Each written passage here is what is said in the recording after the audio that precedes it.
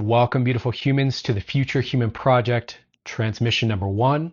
My name is Dave, and I'm so happy to have you aboard for the conversation. So before we go ahead and get into today's topic, let me just kind of headline it up front here so you know whether or not you want to watch this and whether it's worth your time. So the topic today that I want to get into is discussing the upcoming and already current great rift in society that we're going to continue to see as a trend moving forward as technology escalates.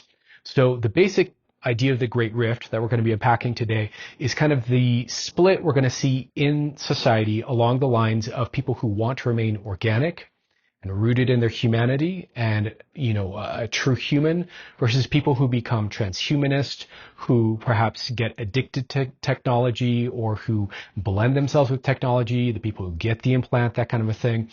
We're going to be discussing how this is going to become a major kind of point of contention, a major kind of rift in society. So if that interests you, please join me for the conversation. But before we get into that, I wanted to just, since it's episode number 1 here, I wanted to just kind of share a little bit about myself in case you've never seen any of my videos or any of my content and what the Future Human Project even is, because it's quite the kind of woo-woo, vague, abstract kind of term and concept. So I wanted to just unpack that a little bit with you so that you know who I am, what this is, and then we'll go ahead and get into the content.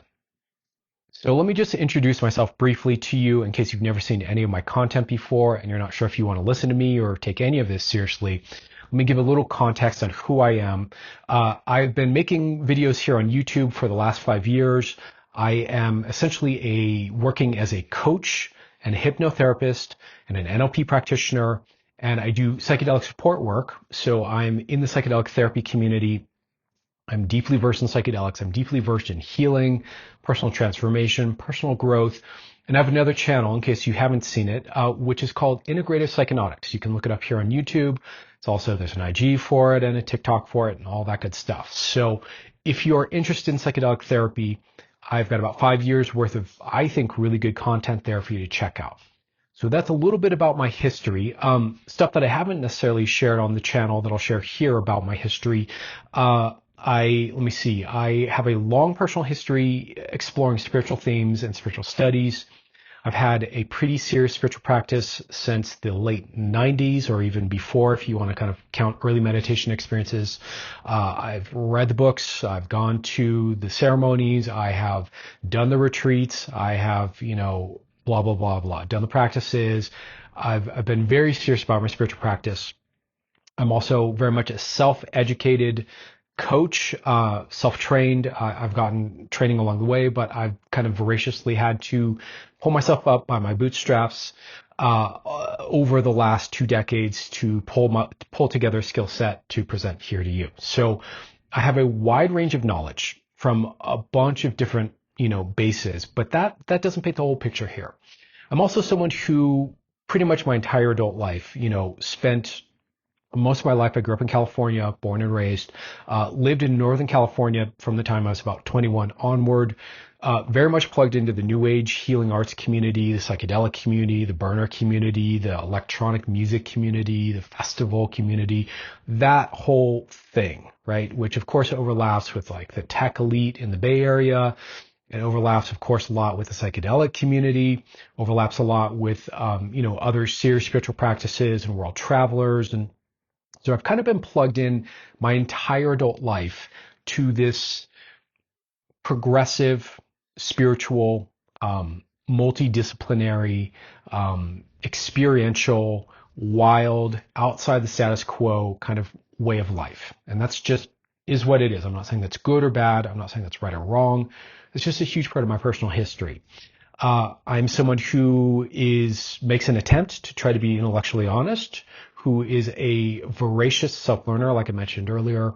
I'm someone who is constantly looking at the world and trying to make sense of how to be the healthiest, happiest, most integrated, most aligned person I can be. Okay, so that's a little bit about me and my background. I'm happy to talk more about myself, but this isn't about me. This isn't a video about me. This is a video about the Future Human Project and about the Great Rift. So let's pivot to talking about Future Human Project, and we'll get into the main content here. By the way, if you've watched this far and you're over it and you just want to get to the main content, there should be timestamps down below in the description for the video, and you should be able to just click on the main content and get right to that. So what is Future Human Project? So long story short, and then I'll be unpacking this more as we go. Future Human Project is a large space. It is a large container inside of which to have conversations about all the implications and topics and angles and perspectives on essentially this question of what does it mean to be a healthy, whole, integrated, spiritually activated, physically healthy, centered, connected human being in a high-tech world. Okay, that's kind of the crux of it. But really, in a lot of ways, this is a container that I want to make where we can have a conversation together and co-discover what it means to be a future human. What does it mean to be a healthy, thriving human in this new world that we're entering into? Okay, so this is broadly, very, very loosely what I want to discuss. Some other ways we could understand Future Human Project is that with my work with integrative psychonautics, there's a lot of things I've been wanting to say on that channel that just don't really fit inside the context of psychedelic therapy and trauma healing.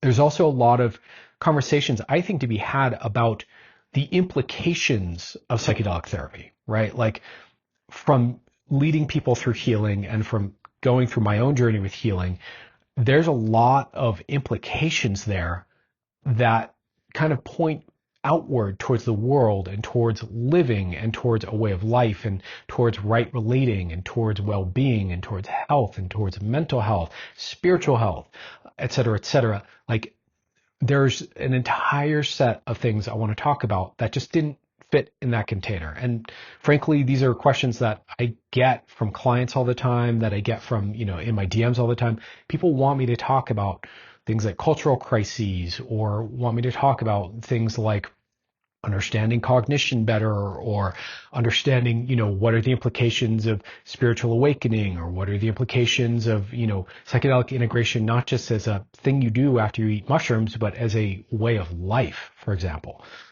There's a lot that Future Human Project is going to touch upon, much like, say, the game B space, if you're familiar with that, or any sort of multidisciplinary, interdisciplinary kind of look at life.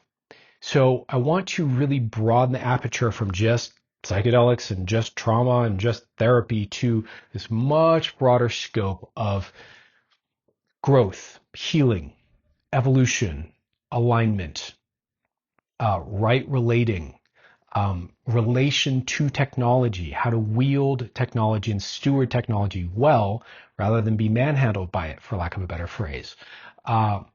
There's so much to cover. And so Future Human Project is going to be this ongoing kind of inquiry, exploration, unpacking, connecting the dots kind of conversation. It's going to have a bit more of a mythopoetic edge to it, a little more spiritual, a little more woo-woo, if you will, in moments. But I'm still going to be, intellectually honest and rigorous and deep and razor sharp whenever I can be. We're going to touch upon anything that I think is relevant. So it's a much broader conversation. I think a lot of you are really going to enjoy it, if I can say so myself. So without further ado, I've rambled on enough about myself and about what the heck this is. Let's talk about the Great Rift. And I think this is an important place to start. So let's dive in. So as I've been pivoting into creating this new brand or this new container, however we want to think of that, and the conversations I want to have here, I started to map out and plot out what I think are some really key, important foundational concepts, especially moving forward in the world we're moving into. Okay, so there are a lot of things that I think every human being, if I'm going to be honest here, needs to understand about where we're headed as a civilization, as a set of civilizations, but as human beings.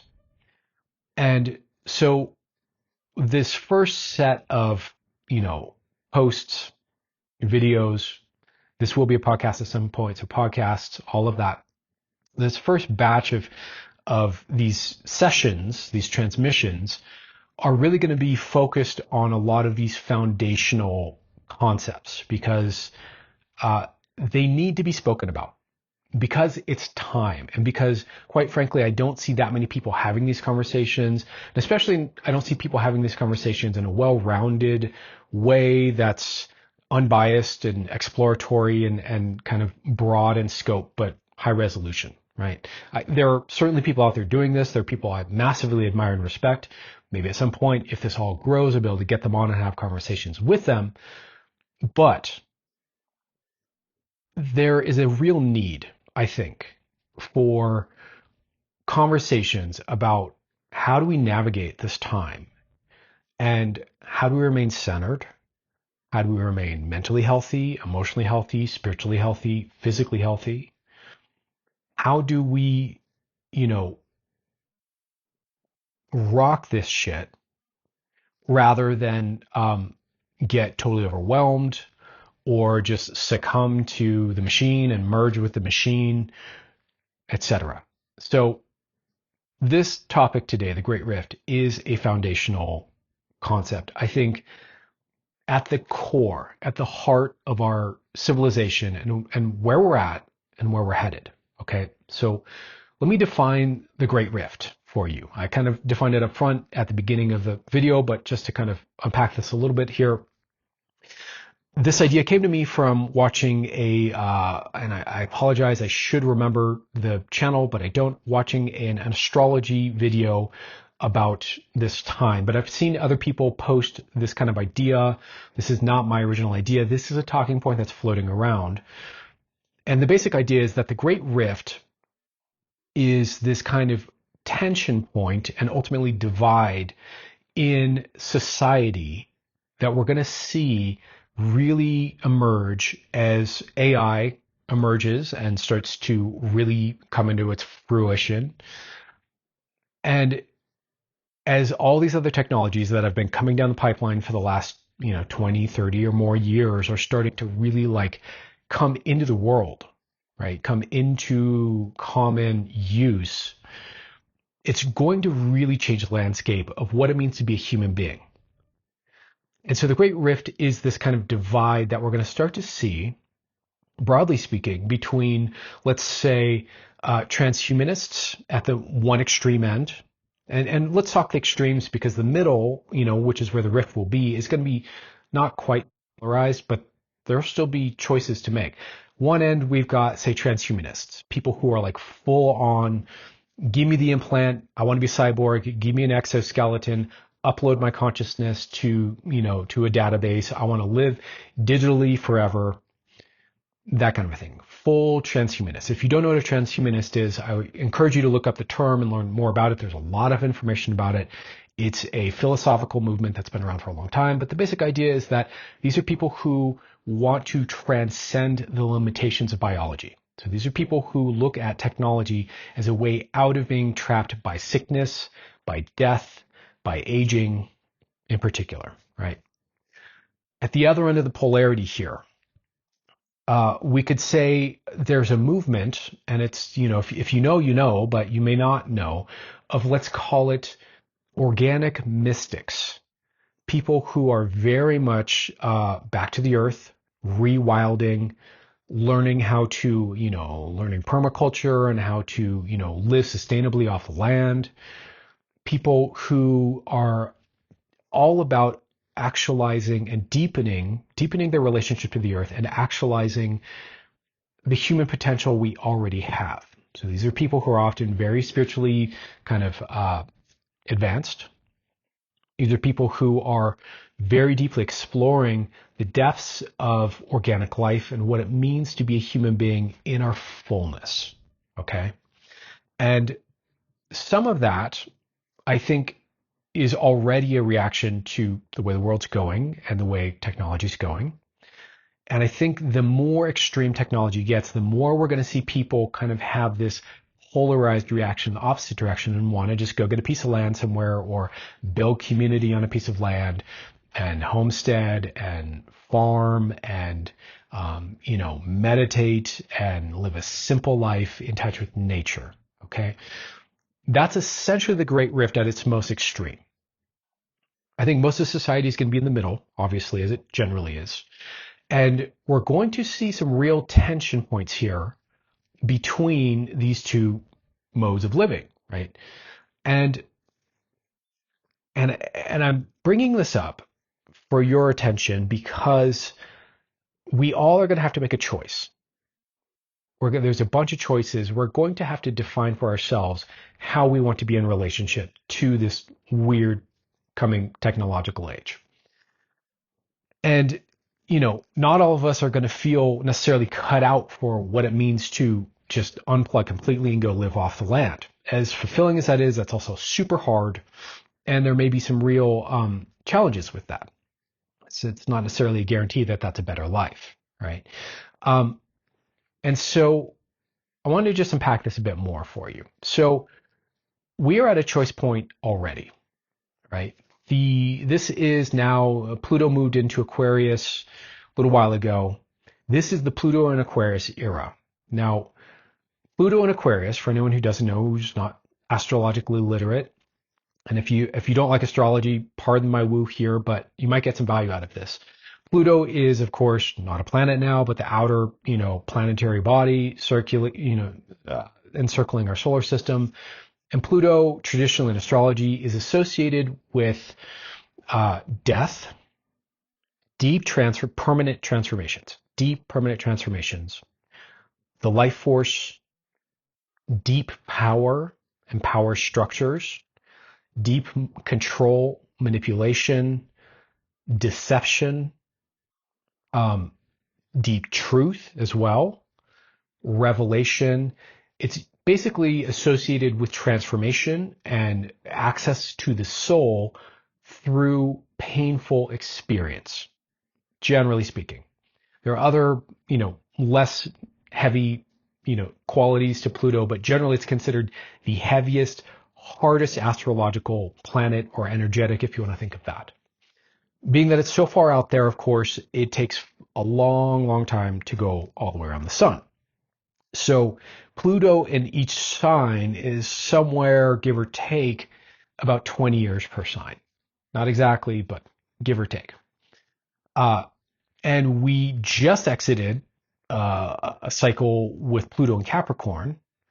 And that cycle included, Capricorn is all about financial structures and money and hierarchy and power structures in society and public life. And what have we seen? We've seen the rise of Bitcoin and the rise of crypto in general. We've seen, real financial wobbles, like serious financial wobbles. We've seen, the U.S. debt get just blown out of insane proportion. We've seen let's call it the decay, the dissolution of credibility of public figures in public life. I'm thinking, what it means to be a celebrity now in 2025 is a completely different thing than it was, say, back in 2008. We've generally seen the breakdown of the old traditional power structure that we knew through the 20th century and into the beginning of the 21st. And all of that has been kind of, destroyed, burned down, or transformed in some permanent way. Other examples of this, of course, would be, the Me Too movement and all the revelations of just all the dark, corrupted shenanigans by the elites, right? I mean, however you want to slice that, whatever you want to call that, those revelations are Pluto and Capricorn in tone. Okay. So that was the last 20 years, give or take, 17, I think. So we just went in Pluto and Aquarius. Okay. So Aquarius is all about the future. It's all about technology. It's all about the nervous system. It's all about radical reinvention and sudden upheavals. It is about the brotherhood of man or people banding together. It is about revolution. It's about unexpected shakeups that none of us saw coming. And it's about reinvention in radical ways, right? The most forward-thinking, energetic, is Aquarius, generally speaking, or Uranus, if you want to think of transpose that to a planet. So we're in Pluto, which is all about death, transformation, restructuring, breaking down of the old, permanent change. In Aquarius, which is all about technology, futurism, grassroots movement of people, the nervous system, etc. So this kind of portends the potential, let's say, because who can really predict the future, the potential for real power through technology, a change in power through technology. This portends disruptions in all kinds of unexpected ways. This portends dark control and manipulation through technology. This, implies huge breakdowns, kind of alarming emergency situations. And in that, I think a real deep question about, how do you identify? Just looking at my notes here really quick. And so there's kind of three questions in this to really start to look at that I think we're all going to have to face. Okay. One of them is, what does it mean to be a human being? And this is really at the heart of Pluto and Aquarius here. What does it mean to be a human being? Do you believe that we are just electrical impulses running through a neural net, a nervous system, that we are, cognitively just a bunch of conditioned, kind of decision trees and pathways of preordained logic that's either been given to us or that we've already thought out? Do you think that we are mostly habituated creatures that aren't capable of independent thought and are essentially what would be called a moist robot, wetware basically? Or do you believe that there's something more to being human, right? That there's something spiritual, that there's something energetic, that there's something authentic and autonomous and sovereign there? Another question you want to start thinking about here is, where do you place your faith, right? Do you place your faith in materialism and in science and in matter and in physical embodied experience only, and in sensation and in pleasure and in dopamine? Or do you place your faith in something transcendent, something spiritual, something energetic, some consciousness, awareness, the field of consciousness that we all potentially live inside of? And the reason you want to start thinking about these questions is not just in the abstracts, but this really determines what you're going to choose. And let's be clear, you're going to have to choose in some way. That's the whole point of the Great Rift here. I don't like it. I don't want it this way, but I think most of us are going to have to be faced with this choice. What do I believe I am? Do I believe I'm a soul, or do I believe I'm just like, a cluster of cells and programming, right? What does it mean to be a human being? Where do I place my faith? Do I place my faith in technology and in, the tech elite and in science and in number crunching and code? Or do I place my faith in something deeper than that, something more fundamental than that? Energy, spirit, soul, God. And third question to consider here, and as abstract as it sounds, it's not going to be abstract for very long. What do you think death is? Is death something to be kind of fought against and optimized away from and transcended through technology?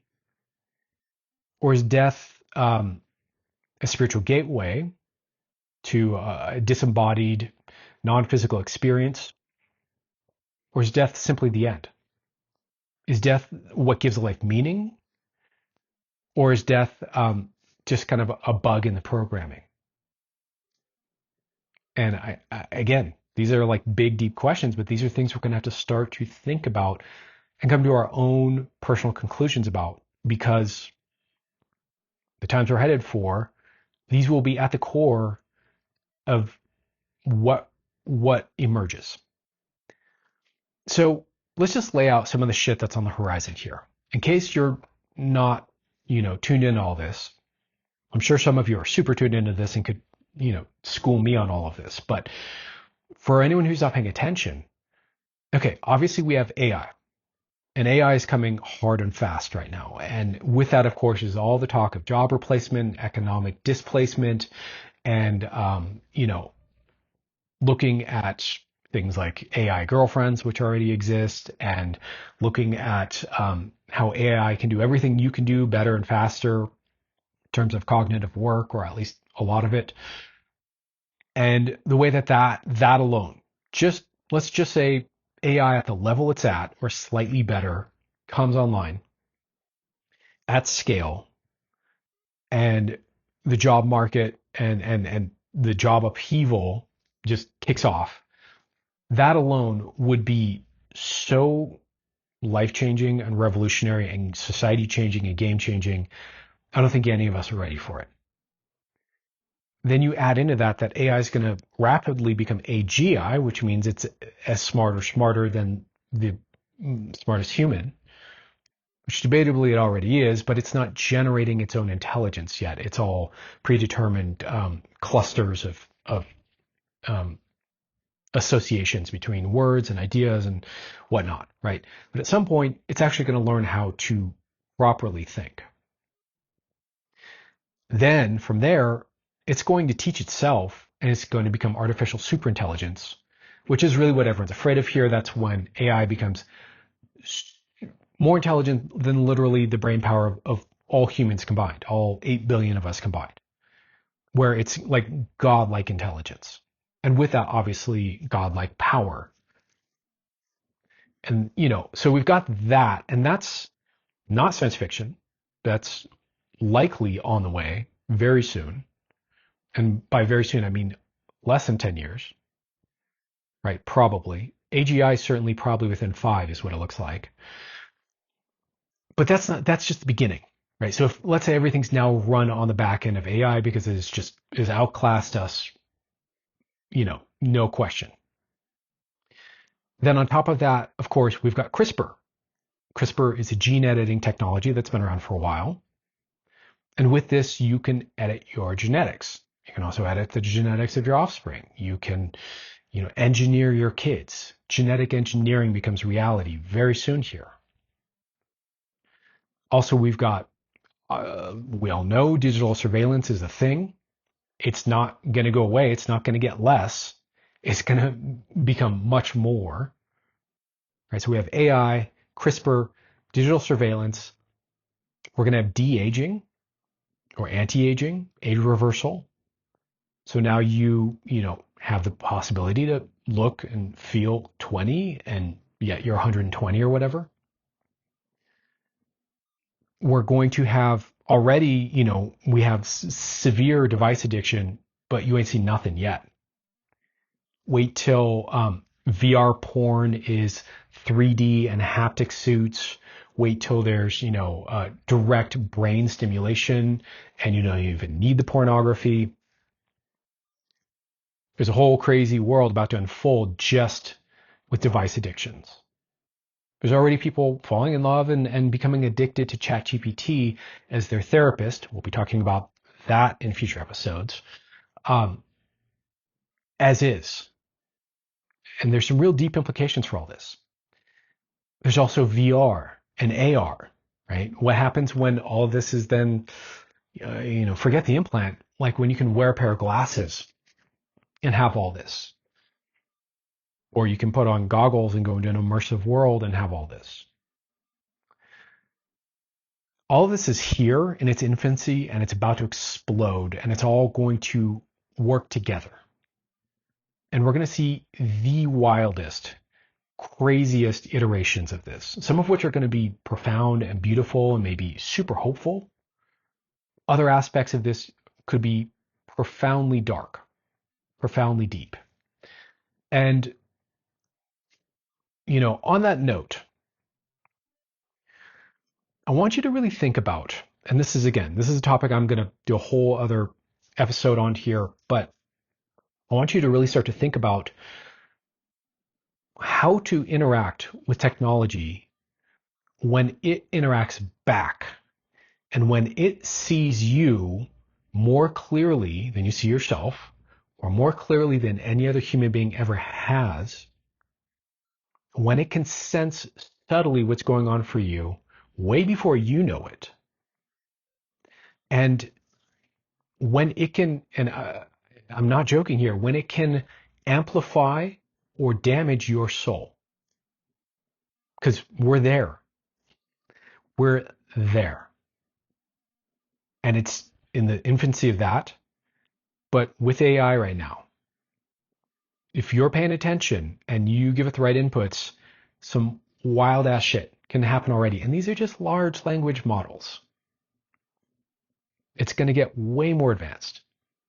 But I want you to start to think about, how do you navigate? How do we navigate interacting with a technology that's that sensitive and interactive back and adapts to you and maybe hides information from you or biases certain information or has subtle agendas for you and again can amplify your core essence or totally distort you away from your core essence? I want you to really think about what that means. We all need to think about what that means. Because that's the world we're headed into. And we've all got some deep, deep choices to make. Not only about who do I want to be and what do I think is right, but also how do I relate to the people who make a different choice? How do we hold humanity as a whole when there are people who are polarizing hard along these lines? Because that's what's going to happen. You know, I hate to say it, I really do.